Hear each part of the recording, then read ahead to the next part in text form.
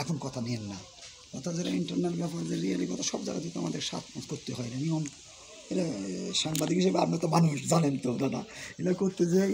এই যে কৃষি অফিসার, তাকে একটা এমন অ্যামাউন্ট দিতে হয় শুধু আমার এই লোকেশনের জন্য দাদা, যে রিয়ালি কথা, যে ব্যবসা না করলে তো দিতে পারবো না তাকে আমরা। কৃষি কর্মকর্তা তো বলছে যে আপনাদের কোনো ইয়ে নেই না বলে, এটা তো বলে এই খালাস, এই যে ঢাকা সিঙ্গাপুর যাবে, কয়েকদিন আগে তো শনিবারে আসাম ভাইয়ের ওখানে মিটিং করে 2 লক্ষ টাকা বাজেট দিয়ে এলাম আমরা, নিজেরা টাকা দিয়ে আসলাম। একে একে 14 জন না, 14 জন টেলের উপর 2 লক্ষ টাকা ভাগ করেন, কতগুলো দেওয়া লাগলো। তাছাড়া মাসোয়ারি একটা আলাদা কন্ট্রাক্ট করতে হয় আমাদের। মাসওয়ারি কত লাগে এখন? মাসোয়ারি যেটা এগুলো কথাবার্তা বললে আপনারা পেপারটা পাইলে খারাপ না, লাগে। ওপেন যেহেতু হচ্ছে আমাদের, তাহলে পয়সা নেই, 10-এর নিচে পার হেড নেয় না প্রতি মাসে। এই সালের হ্যাঁ, আনলেও নিবে, না আনলেও নিবে।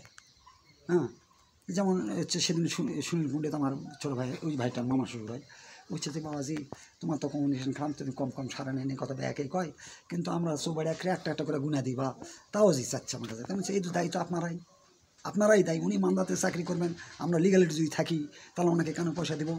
আপনারা তো দেওয়ার সুযোগ দেন। আমি এই কথা বলার পর আমি তো অফিসে যাই না, একটা কারণ আছে, আমি ম্যানেজারকে পাঠাই, অফিসে যাইনি 2 মাস থেকে।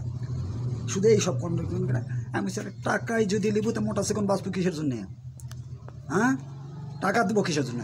তুই মান্দায় চাকরি করেছিস, মান্দা আমার জন্য হই, তুই 5 বছর থাকবো, 5 বছর চলে যাবো, কিন্তু আমি থাকবো, আমার বেটা থাকবে, আমার তার নাতি থাকবে, পরিণতি থাকবো, আমরা পূর্বপুরুষ সাইজ ছিল।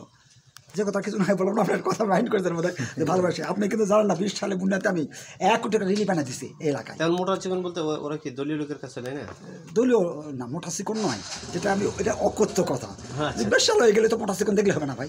তুমি টাকা নিবেতে আমার ন্যায়কে হাজির করে জায়েজ করতে হবে, ন্যায়কে জায়েজ করতে হবে, এই কথাটা বলেছি বলেই আমাকে আর অফিসে যাওয়া হবে। হ্যাঁ, উনি বলছেন টাকাও নিবেন আবার ঘুমটা দিয়ে থাকবে, এটা তো চলবে না। ওই খামটা নাচ দেখতে রাজি নই আমি রাজনীতি করি। আমি তো বলেছি যে আপনি কী বলেছেন, আপনার স্ট্যান্ড রিলিজ হয়ে গেছিলো, মাসবিন প্রাইমারির কাজে আপনারা আমাকে বাঁচাই দিছি আপনাকে আমি। আপনারও গেছিলেন? হ্যাঁ, জানি তো প্লেনে যাওয়ার যে টাকা, ওটাই। হ্যাঁ, 10,000 টাকা করে আমাদের প্রত্যেকের গেছে দাদা, এগুলো কম হবে না। মানে টাকা আমাদের খাজনাচ্ছে বাজনা বেশি হয়ে যাচ্ছে, আমার কখন ফাটে হাঁড়ি পাতলা করতে ছাড়ছে। কিন্তু উনি বলে যে আমি 1টি টাকাও কোনো ডিলারের কাছে নিই নাকি, এমনি চেয়ারা গুলগুল্লা হয়েছে। আসলে তো আমার বিটির বয়সী, আসার পর আমি বলছি যে আপনি কী বলবো, স্যার বলবো না সাওয়াল? আমার তো হচ্ছে 5 সাল আপনি ম্যাট্রিক পাস করেছেন, 5 সাল আমার বড় মেয়ে ম্যাট্রিক পাস করেছে, তাহলে বান্ধবী একই আপনি।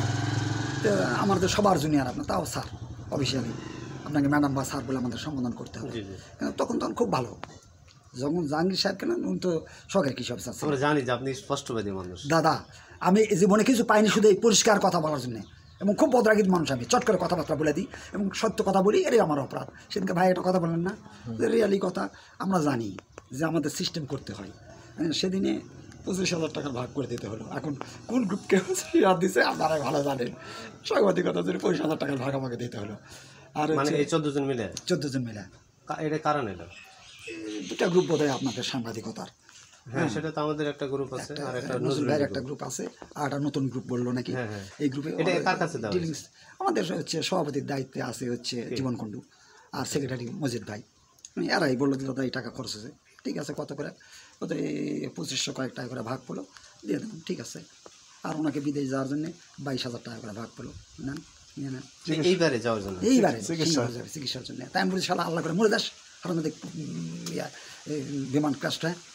হ্যাঁ, এরকম অত্যাচার করে কী করবো দাদা, এখন পরিস্থিতি দেখা যায়। যেমন আপনি বলছেন তো, যদি গাড়ি চলতো দাদা, আমি এই গোডাউনে ঘরের কথা বলছি, আমি ওপারে চলেন সিনি পানে আবার পয়সা টাকা খরচ করে করে নিয়েছি, মেডিকেল নিয়েছি। কিন্তু উনি দাঁতে মুখে শক্ত। হ্যাঁ হ্যাঁ, এই কথাটি যার প্রতিবাদ আমি যাই না তো অফিসে, আর রাগ করে। তখন আমার বিরুদ্ধে উনি আমার সমিতিতে কেস দিয়েছেন। আশাফ ভাইয়ের দোকানে বসে, আশাফ ভাই তো মারা গেছে, ওর ছেলে আমার ছোটো জুনিয়র সওয়াল, সে উনি তো কিছু কয় না, মকবুল হাজি বলিচ্ছে যে হচ্ছে হ্যাঁ আপনার বিরুদ্ধে অভিযোগ হ্যান জানতে বসে, এই কথা বলো না মা এখন, ওই ইয়ার কৌতুকের মতন যে আপনিও স্যারানার মালিক, আমিও স্যারানার মালিক, আপনি আমাকে কী কমান্ড করেন মিয়া? বৈধ অবৈধ সম্বন্ধে আমরা মেলা জানি, কী বৈধ দেখাচ্ছে? আপনার তো ডিলারশিপ হচ্ছে পাঁচভাঙ্গাতে, কয় গাড়ি মাল আপনি পাঁচভাঙ্গা লিয়ে যান বলেন? ওখানে আলাউদ্দিন আছে তাই চলে আপনার। আমার এখানে ওইরকম বড় ব্যবসায়ী নাই, বা আমার সেন্টারও সেমকা দুর্বল জায়গা, এখানে আমি 1 গাড়ি মালে বেচতে পাই না। তারপরে প্রতি মাসে 10,000 টাকা দিতে হয়। হ্যাঁ, দিতেই হবে, নিলেও না নিল। তো উনি বলছে যে আমি সৎ, আমি 1টি টাকাও কার কাছে নেব না, কাউকে দেবো না। আপনারা কিছুদিন আগে একজন, আমি আমার সামনেই একটা ছেলে গেছিলো, আপনাদেরও জুনিয়র, আমি বসে আছি, উনি সঙ্গে খাতা সই করার ব্যাপারে গেছি আমি, কথা হচ্ছে, তখন সাংবাদিক আসলেন, ওনাকে বলছে যে বাবু কী করবো, এমন বলছে কী করবেন, সম্মানই দিতে হবে, স্বাভাবিক কথা। এমন বলছে তুই আমার কাছে লিস, তুই দেবি না এখানে দে, কেমন লাগে, তো সে আমার কাছে তো টাকা নেই, কে কত কি দিব, আমি বলেন আপনার কত দিব, 1,000 টাকা দিয়ে দেন আমার হাতে। আমি স্যার আমি তো দিলে খারাপ লাগবে, আপনি যান, আমি করতে পারি করবেন না, স্যার আমরা জুনিয়র স্যার আমরা কিন্তু বললো ছোটো ছোটো ছোটো ছেলে পেলে মনে হয় junior sir most junior sir পার গেছিল, জাগে দিয়ে দিল গেল, মানে প্রয়াত নেতা জহির ভাইয়ের মতন আমার এলাকায় আসবে, যাচ্ছে গাড়ি ছেড়া সুবল একটু গরিব মানুষ, এখন কথা হচ্ছে আমরা দাদা আপনার স্পষ্টবাদী জানি যে আপনি প্রতিবাদ করছেন আগেও, সেটাও জানি, কিন্তু না জানার বাহিরে না। এখন বিষয় হচ্ছে যে এই যে ওনার যে কার্যকলাপ, এটি এই যে ব্যবসা করতে যে আপনারা প্রতি মাসে তাকে 10,000 করে টাকা দেওয়া, বিদেশ যাবে, ঢাকায় বদলি ঠাকাতে গেল, বিমান ভাড়া সবই জানি আমরা, চা নাস্তার জন্য পেঁয়াজ বীজ বিতরণ অনিয়ম, তাই না, ট্রাক্টর প্রতি ট্রাক্টরে কত করে নিয়েছিল, এই লিয়ে তো বিপ্লবের হাত আর গন্ডগোল, পরে 2 লাখ টাকা দিয়ে তবে ব্যবসা করে দিলাম আমরা। কোন ট্রাক্টর? এ কৃষি অফিস থেকে তো অনেক ইয়া দেওয়া হয়, 25% ছাড়ে অনেক মালপত্র দেওয়া হয়, এগুলো রেটে দেওয়া হয়। সেগুলোতে তো উনি সাবেক এমপি মহাদের ছেলেকে বা তো দায়িত্ব বিপ্লবী ছিল, কোনো লিয়াজ মেনটেন করে না, এই জন্য তো স্ট্যান্ড রিলিজ করেছিল তাকে, তার সাথেও গাদ্দারি করছে, গাদ্দারি করার জন্য লিয়াজা হাত পা ধরে মীমাংসা করে দিয়েছি, ওই যে বললাম 10,000 টাকা করে বিমানে গেলাম, মানে বিপ্লব কি 2 লক্ষ টাকা দেওয়া লাগছে, উনি দিছে না হলে তো বাঁচতে পারবে না, এখন আমি আপনার কাছে একটা জিনিস, যে যতক্ষণ আমরা কথা হচ্ছে সেটা হচ্ছে যে উনি এখানে থাকলে আপনাদের এই ব্যবসা বাণিজ্যতে কীরকম প্রভাব পড়তেছে? দাদা ব্যবসা বাণিজ্যের যে সুযোগ, ওই যে লঙ্কায় যায় সেই রাবণ হয়, ইনিও খুব ভালো মানুষ ছিলেন, প্রথম 10 টাকা নিতেন না, কিন্তু এখন পথ ছিয়ানা হয়ে গেছে যে এই করে না এই করে না, সুযোগ সুবিধা নিতেই থাকে। হ্যাঁ, যেমন টিউনো সাহেবের মিটিংয়ে সেদিন উনি বলেছেন যে সব ডিলার সম্বন্ধে ঠিক আছে, কিন্তু সুবল বাবু বিষ্ণুপুরের ডিলার, তার কমিউনিকেশন খারাপ স্যার, চাহিদা ওখানে কম টম হ্যান ত্যান, না ভালো কথাই বললো আমার জন্য। আগের দিনে যে 40,000 টাকা দিয়েছে 4 মাসে কসকসে পেয়ে গেল, পরদিন করে সুন্দরী কথা বললো, মানে 4 মাসের একবারে দিছি, তারপরে যে ইউনের কাছে ভালো কথা বলে দিল, আর না দিলে তো আমার বিরুদ্ধে অভিযোগ দিবে যে সুবল ঠিক মতো মাল আন না হ্যান ত্যান। আরে ভাই আমার মাল নিবে কে রে ভাই, রিয়েলি কথা সত্যি। উপসহকারী কি বলে? উপসহকারী নজরুল সাহেব ভালো মানুষ, যথেষ্ট ভালো মানুষ, নিশ্চয় দেয়, চা পর্যন্ত খায় না, ওনার কাছে আমি ফোন দিয়েছিলাম বারবার, চা খাই না আপনার দোকানে। যাই এখন এই যে আমরা আসলাম, আপনি যে অভিযোগ, এখন আপনি কি বলবেন বলেন? এখন লেখালেখি করেন না তো, প্রকৃতপক্ষে নগদ নেয় না মানুষ, এটাই সমস্যা, নগদের ভয়ে আমার কাছে আসবার চাই না, আমার কাছে তো নগদ টাকা দিয়ে নেওয়া লাগবে। আর 10-20 টাকা বেশি কথা বলেছেন, আমি যদি 10-20 টাকা বেশি নিই বলে কয়নি দাদা, না নিলে তো এই যে মাসে 10,000 টাকা দিলে ওটা তো গেলই, ওটাই নয়, ক্যারিং ইজ আমার বেশি রে দাদা, দূরে যায়। হ্যাঁ, কমিউনিকেশন খারাপ, যে ট্রাক তো আসে না আমার এখানে, আমার রাজশাহী থেকে ইউরিয়া নিই আমি, তাহলে যে বিদেশ গেল চিকিৎসার জন্য, আসলে কি আপনারা চাচ্ছেন জন্য থাক না উনি চলে যান? নতুন কেউ আসলে ভালো হয়, ভালো হয়, এটা স্বাভাবিক কথা, নতুন এলে হ্যাঁ পথঘাট ইয়া হবে। আর আমাদের সুবিধা এটাই যে আমরা বেকায়দায় পড়ে গেছি, হাত পা বাঁধা, পড়ে মার খাচ্ছি ওর কাছে, ওই ভিতরে সবাই মনে মনে ফুঁসিচ্ছে যে আর বা কী করা যায় সে সেদিনকে বললে স্পষ্ট কথা বলা হবে না। আর ব্যাকের ভিতরে দুর্বলতা আছে, সঠিক দামে মাল কেউই বেচে না, সঠিক মাল কেউই আনে না, হ্যাঁ, এই ভয় তারাও নিছে সুযোগ। আর যখন দীর্ঘদিন যখন থাকে তখন জানা যে ওর এই জায়গার দুর্বলতা, এই জায়গাতে আঘাত কর, তার মানে এখন তার একটা বদলি হওয়া দরকার, অবশ্যই বদলি হওয়ার দরকার, দীর্ঘদিন হয়ে গেছে।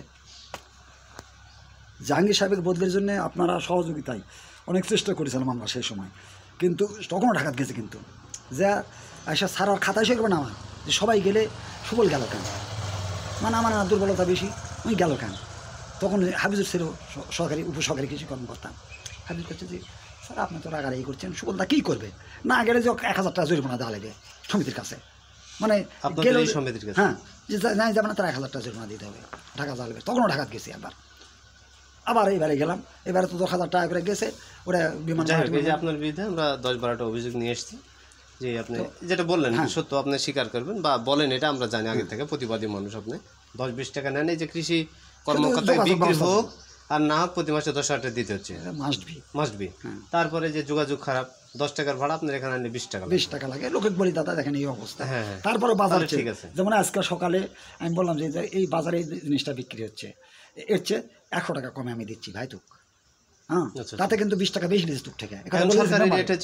ইউরিয়া 450 টাকা, কিন্তু ডিএপি হচ্ছে 1050, এমওপি 1000। তো এগুলো আপনি কত বেশি বিক্রি করেন? আমি 1100 টাকা পটাশ বেশি, রিয়েলি কথা, বাজারে 12 টাকা বিক্রি হয়, 1250 বেচে এরা। ডিএপি হ্যাঁ, ডিএপি 50 টাকা বেশি বেশি দাদা। ইউরিয়া ইউরিয়া তো লস হচ্ছে, আরে ওরে ইউরিয়া তোলার বন্ধ নাই কেউ।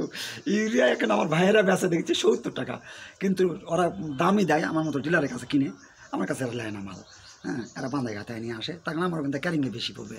আমি রাজশাহীতে মাল এনে আরেক দেওয়ার চাইতে আমি যদি ডেলিভারি বেশি, হ্যাঁ ডেলিভারি বেশি যদি, তাহলে কিন্তু আমার কম খরচে 2 পয়সা বেশি ওখান থেকে ওখানে ঢুকে গেল তেলাবাড়িতে। হ্যাঁ, এখানে ছাড় আছে আমাদের, যে থানার মধ্যে আনলেই হলো। যেমন আমার হচ্ছে কালকাপুরে থানার মধ্যে যে কোনো আপনি বিক্রি করতে পারেন চাহিদা অনুযায়ী। হ্যাঁ, চাহিদা অনুযায়ী যে কোনো জায়গা থেকে। এই সারগুলো আলাদিনের ওখানে কিছু যাতে না? না, আলাউদ্দিন আমার সাল্লাই না, কার কাছে দেন? আলাউদ্দিনের সাল্লাই এই মসজিদ দায়ের সামনে। আচ্ছা যাই হোক, তাহলে এখন আমার কি করবো আমরা সেটা বলুন। রিয়ালি কথা, রবিন ডেলিভারি, রুবেল ভাই ইয়া জামানের ছেলে, তাছাড়া হচ্ছে সুবাইরাতে বেশি। হ্যাঁ, এখানে বিষয় আছে যে যাই বেচতে পারবে তার কাছে দেওয়া লাগবে, তাছাড়া আপনি ডিলারের সাথে কত টাকা বেশি দেওয়ার সামনে? ডিরেক্টটা 10 টাকা বেশি হলেই মাংস দাদা, তাছাড়া বেশি হয় না তো। যাই হোক, এখন আমজাদ ওকে। হ্যাঁ, সেই ছাত্র দলের নেতা, প্রবীণ নেতা। ভাইদের কাছে শাড়িগুলো দিই না আমি, টিপু ডাক্তারকে ছাড় দিলাম না, আপনার দাদা দেখালাম। মেমো লাগবে কেন, সত্যি কথা